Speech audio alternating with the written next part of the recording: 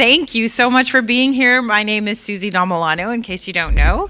And for those of you who are watching from home, I hope you have a glass of champagne and some snacks, because we do.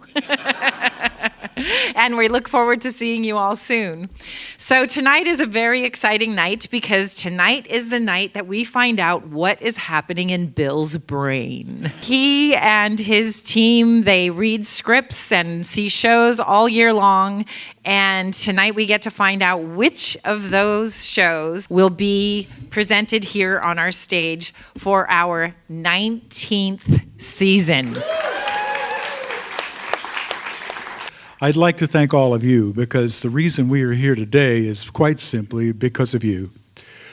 And because of the pandemic year, that crazy year when we didn't know what to do and our theater was shut down, and pretty much every single one of you in this room stepped up big time. I stand here just kind of choked up and emotional, because I'm grateful. I don't think I've ever felt this grateful to be here alive. You know, and with all of you looking so alive and so good and so strong and so positive. So thank you. So here comes the first play of the season. Really thrilled to announce The Great Con. It is a world premiere, and it has been written by a local sort of a theater legend, who's Michael Gene Sullivan, who has been the leader of the Mime Troupe for so many years. Hi. So, you're probably more used to seeing me acting and dancing and running around on this stage. But yes, I'm also a playwright. And I was so thrilled, when Bill said, "So what do you got?" And being able to do this particular show, which is your average typical show about two black teenagers trying to struggle against the institutionalized racism and the stereotypes that they're forced to fit into, and the decision of, is it easier to go with the stereotype, or is it easier to rebel against them? And then Genghis Khan shows up. No, seriously. And then Genghis Khan shows up.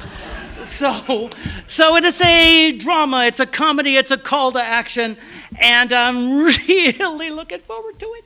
So we have the actor who's going to be playing the principal character, Jaden. Come on up.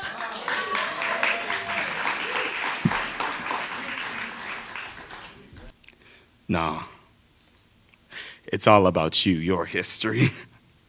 Y'all come from this little crippled ass, cold finger of a land sticking off Asia, and y'all teachers and historians think the whole world, the whole universe revolves around your history. Whole continents get set aside like nothing happened there until white people showed up. And when you did, you showed up, you burned all the books, tore down the cities, killed off the kings, stole the gold, and then said, "See, these motherfuckers ain't never been shit." Telling us the whole world, most of which ain't Europe, nobody did nothing because it's the Middle Ages. Well, it wasn't the Middle Ages everywhere. Other places just was what it was, and shit was happening, and people were living and dying and painting and writing and fighting and winning kingdoms and empires and getting respect and knowledge. And just because they weren't in Europe, none of that counted. Where's the badass nigga who gets his respect? Nowhere. See, what you teach, all your history, is like some big trick, a great con. Because they're in charge now. White people write history to make it look like it always been like that, like it was inevitable. That's why they really write us out of history.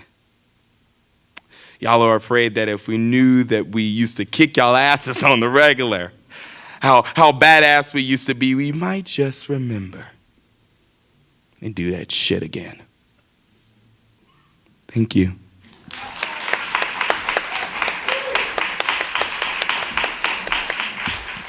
Comedy.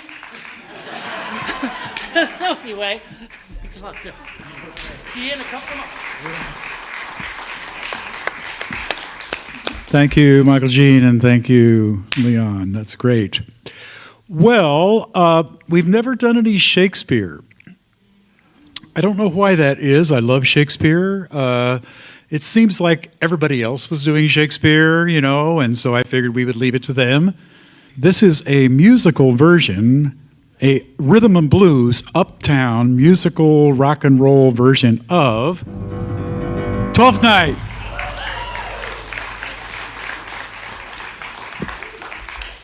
And I'm so incredibly excited about it. And the music is by Shana Taub, and the text by Kwame Kwe Aruma. And Shana Taub is like, to me, she is the next superstar of musical theater writing. And we are lucky enough to have with us a singer that's going to do the opening song from the show. And this will be starring Danny Honeyman.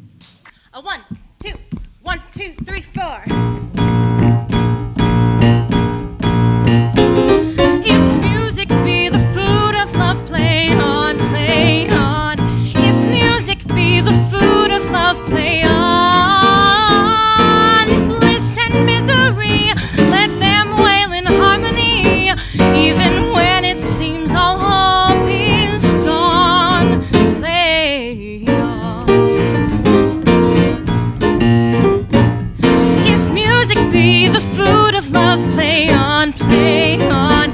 If music be the food of love, play on. Blow that horn and start a riot, till my eardrums need a diet, till my heartbeat starts to hop. I can't take it no more, stop. No, play on.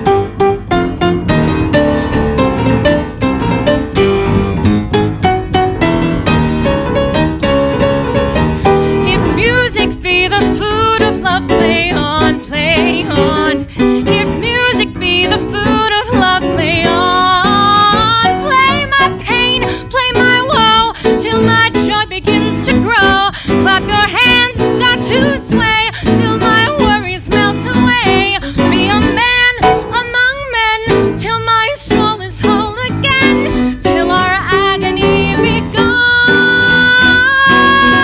Play on, play on, play on, play on.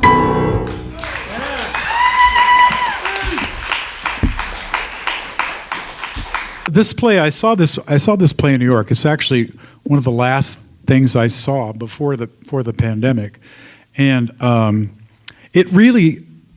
thought it was an amazing play because this play takes us basically into the hearts and minds of some young, very, very conservative people in their 30s who have come back to their college, their little Catholic college where they went to school in Wyoming. And without further ado, Heroes of the Fourth Turning by Will Arbery. And we're lucky enough to have one of the actors that's going to perform in this show with us. And I'd like to welcome her up to the stage to do a little monologue from the show. This is beautiful, Kevin. You're so close. I want to answer. I'm a little tipsy myself. Kevin, but let me try to, honey, of course we allow for different conclusions, but to focus on the conclusions is to miss the point.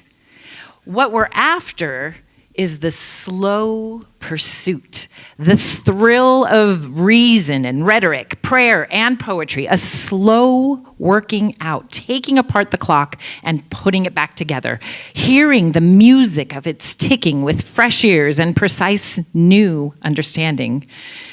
And God, let the understanding be slow. Progressiveness moves too fast and forces change and constricts liberty. Gridlock is beautiful.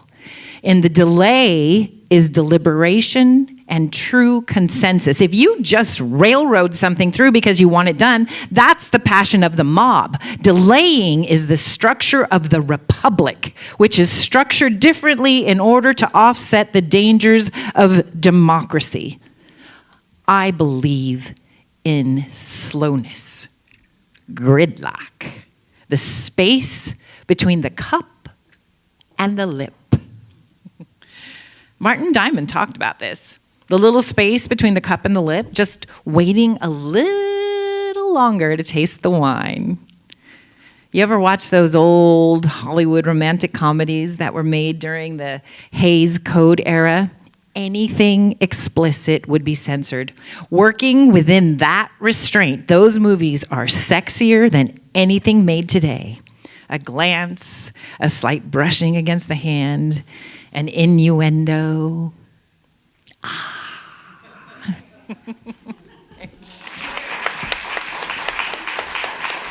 Okay, so we're moving along into the spring. This is a play that one of those plays that Mary Claire was jumping up and down about, having read, and brought it to me, and I gave it to a board member of ours, Betty Nakamoto, to read, and we all started jumping up and down, and then I read it and started jumping up and down, and I'm just super excited to announce this play.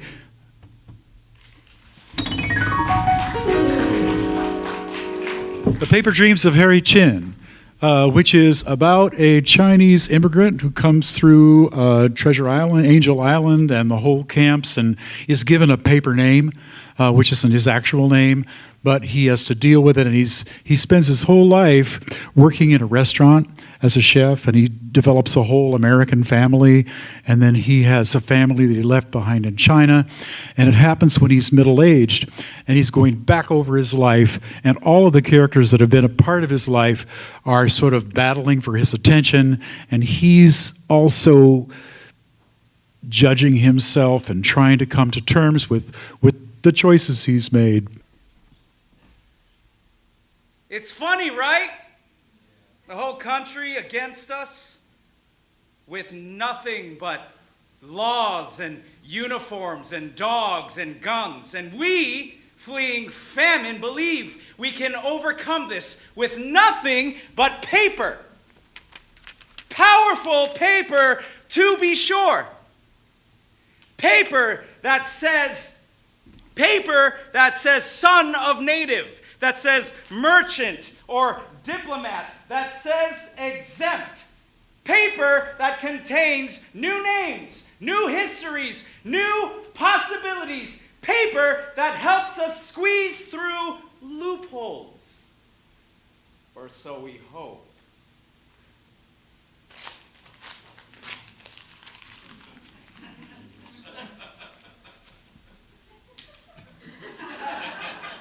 You never told me your name on paper, the name you bought. So I'm the last to call you by the name your parents gave you. I'm the last to call you Cheng Yu. Cheng Yu! Wait up! Thank you.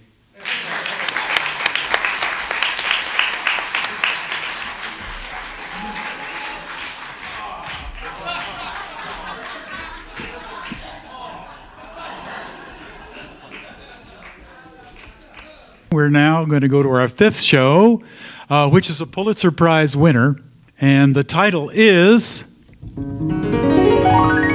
Water by the Spoonful. It's an amazing show. It's about it takes place a while ago. It's about a Gulf War vet returning who is working at Subway while he's trying to get his acting career jump-started. And his sister runs a kind of an online help kind of dialogue system for recovering addicts that includes people from all over the world. Hello, I am Freedom and Noise. Current location, Rainforest B&B, Puerto Rico.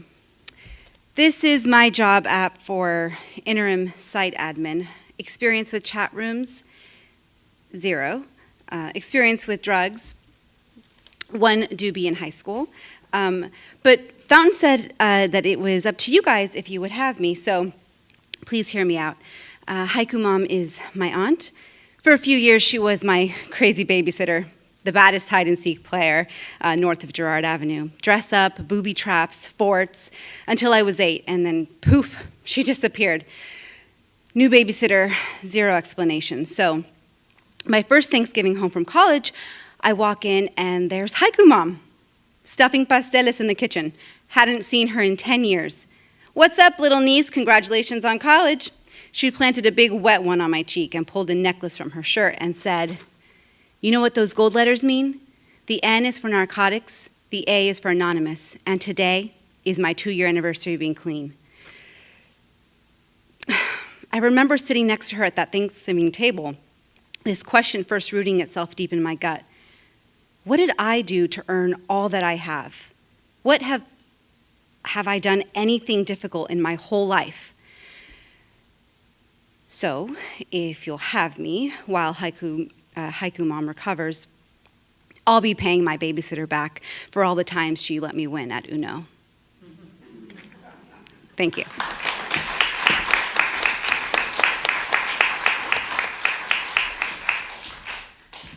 In going through the shows that we had listed for the 1920 season, one of them just kept jumping up and saying, we got to do this, we got to do this, we got to do this. Follies!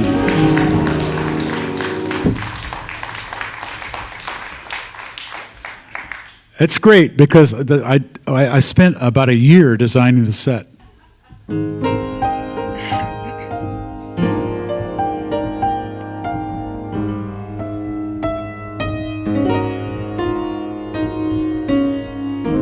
The sun comes up, I think about you. The coffee cup, I think about you. I didn't know, it's like I'm losing my mind.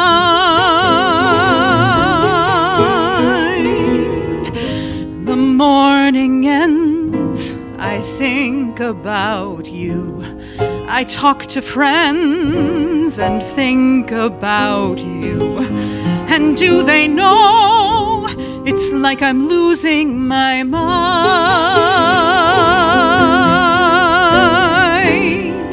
All afternoon doing every little chore, the thought of you stays bright.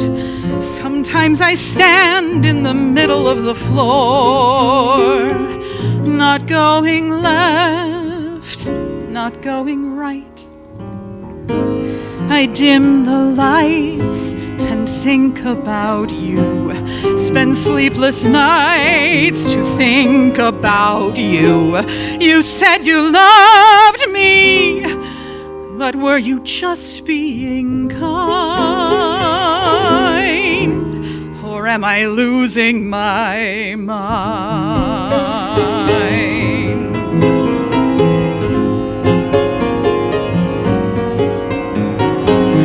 And do they know it's like I'm losing my mind? All afternoon doing every little chore, the thought of you stays bright. Sometimes I stand in the middle of the floor, not going left, not going right. I dim the lights to think about you. Spend sleepless nights and think about you. You said you loved me. Or were you just being kind? Or am I losing my